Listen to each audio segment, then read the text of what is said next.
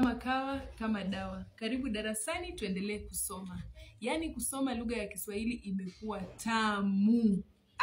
Karibu imeshinda asali.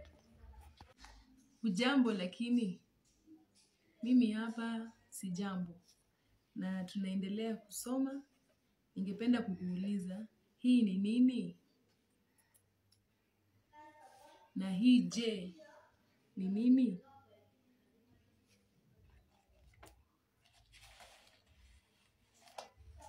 Vizuri. Hapo jana tulijifunza sehemu za mwili. Na tukaweza kutaja kila sehemu ya mwili ambazo tunaweza kuona. Sio zile za ndani kama meno, ulimi, tumbo. Tutaendelea kusoma na hata wewe pia ujielimishe, utake kujua mengi. Sawa? Sasa kufuatilia hiyo somo ya jana,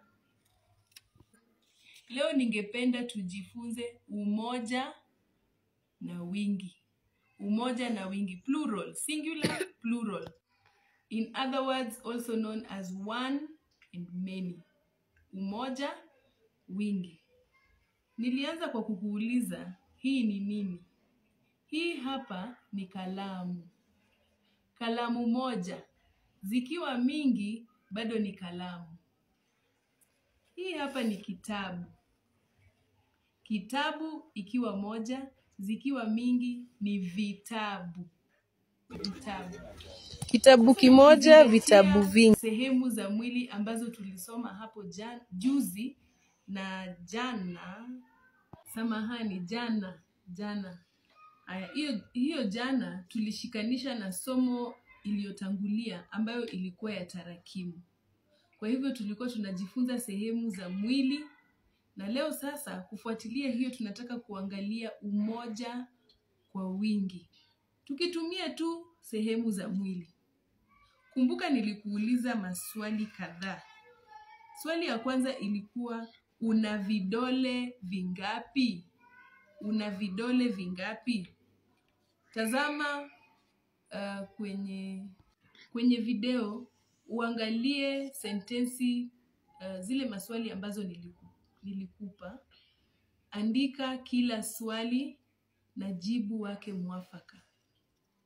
Jaribu kuzijibu, lakini sasa jibu inavyofaa jinsi nilivyokuandikia.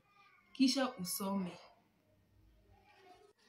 Ukiendelea kuandika, zingatia hati nzuri. Zingatia hati nzuri. Kumbuka tunapoandika sentensi, tunaanza kwa herufi kubwa.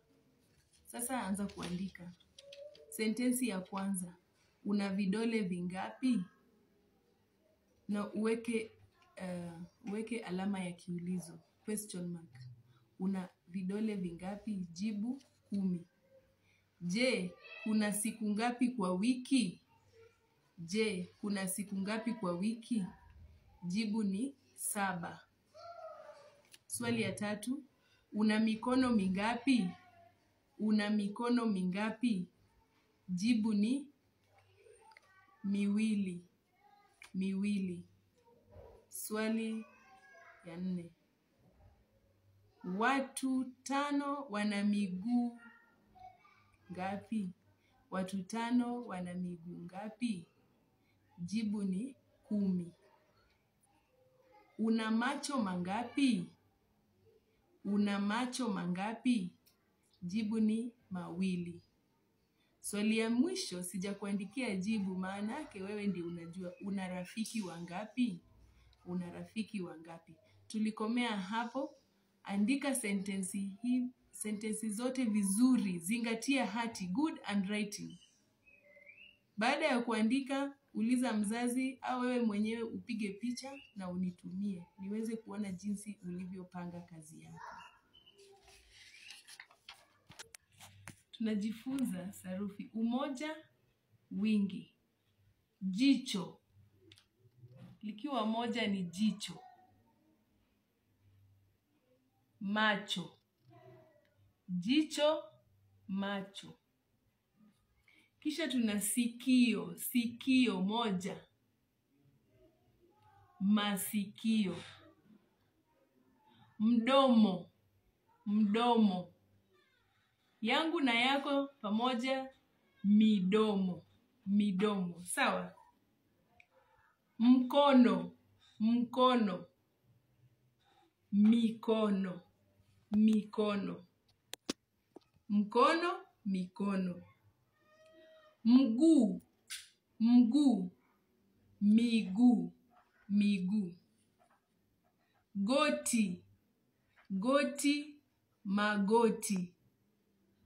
Kidole. Kidole. Vidole. Vidole. Bega. Mabega. Haya basi, kufikia hapo utaandaa daftari yako, exercise book, jinsi nitakavyo kuonyesha.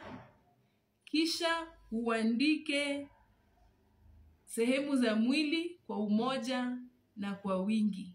Baada ya hapo usome pamoja na zile sentensi ambazo uliandika. Usome na mzazi wako asikie jinsi unavyosoma. Kila siku ukijitahidi kusoma, utajua kuzungumza hata bora zaidi katika lugha ya Kiswahili. Ningependa tukomee hapo hadi tutakapokutana tena hapo kesho. Barikiwa.